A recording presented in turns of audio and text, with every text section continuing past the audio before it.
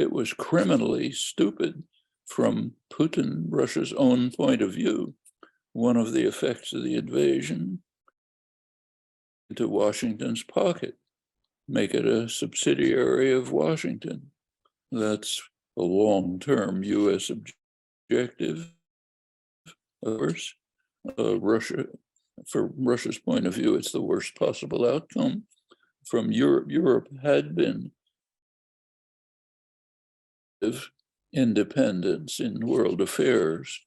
Oh, this goes back a long time, all through the Cold War. There were questions about the status of Europe in the international world order. Should it be subordinated to the United States framework run by the US, or should it become an independent force in world affairs? That was the vision of Charles de Gaulle. Willy Brandt in Germany with his Ostpolitik became a very serious option after the collapse of the Soviet Union. And Mikhail Gorbachev proposed what he called a common European home, from Lisbon to Vladivostok.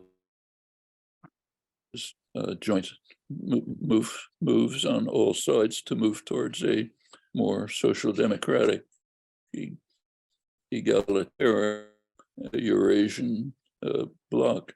Well, that was a possibility.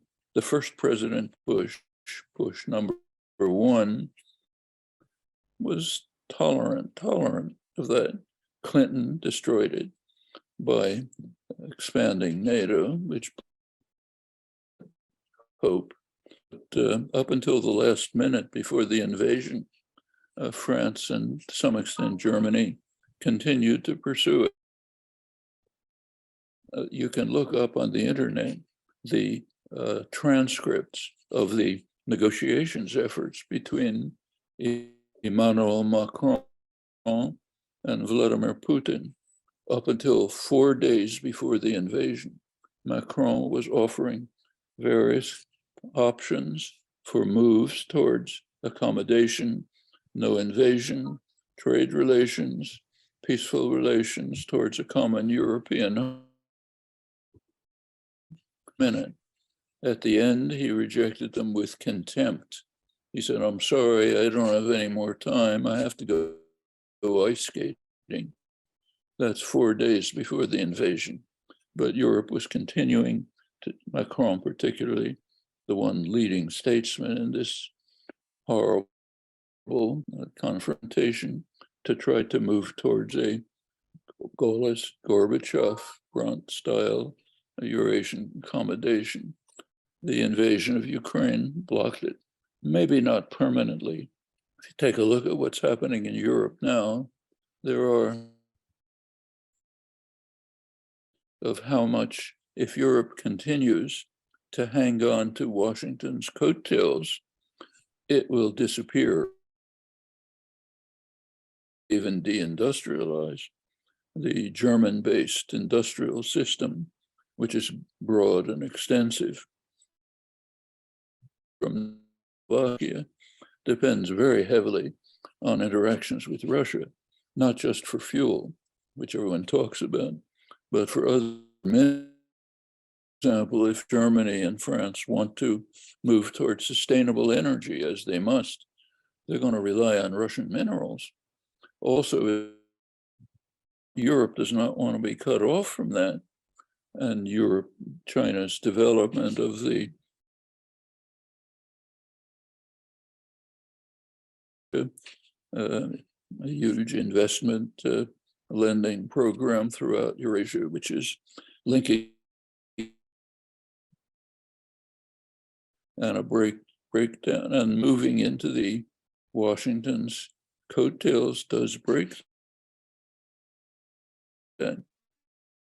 The sabotage of the Nord Stream pipeline, which is not much talked about, but is quite significant, was a break, maybe a long-term break in Europe-Russia accommodations.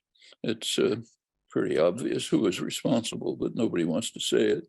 So they're in the background of the Ukraine war. So from Russia's, go back to Russia, it was a criminal invasion with no justification, and it was criminally stupid. And how Europe will respond to the situation that developed is by no means clear. If you look around the world, a call for negotiations is overwhelming. Almost the entire global South, India, other major countries of the South, Africa, they say, we don't want any part of this war. We want it to be over.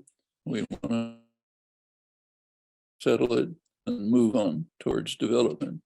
China takes basically the same position. I should say you have to be pretty cautious of lying about it in Western propaganda. So I'll give you one example, striking example.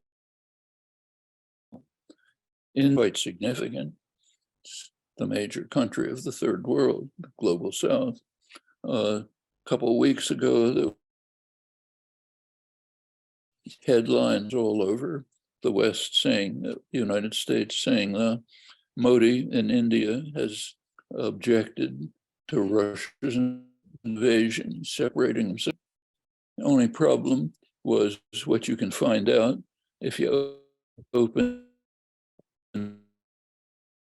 government official website, and what you read is Modi's statement to Putin was, war is not the way. That's quoted in the West. Then the rest goes on to be a virtual love letter to Putin, saying India's relations with we're going to work together to make sure there's a peaceful settlement, and then India and Russia will be as close as they've ever been, even statement. You can read it on the government website. What you read in the New York Times and the Washington Post, well, that's the kind of propaganda you have to watch out for.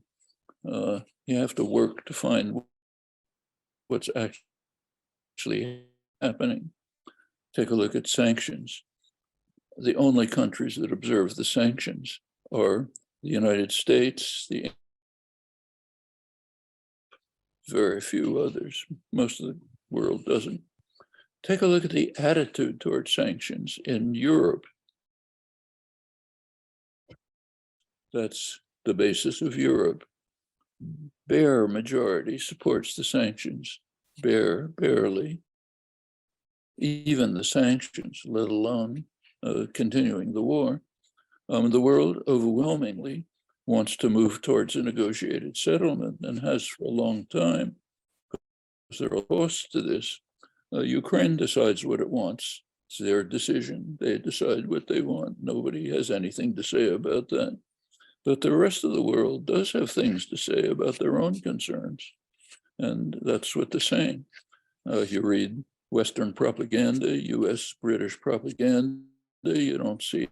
But it's worthwhile paying attention to the facts, and they're not secret.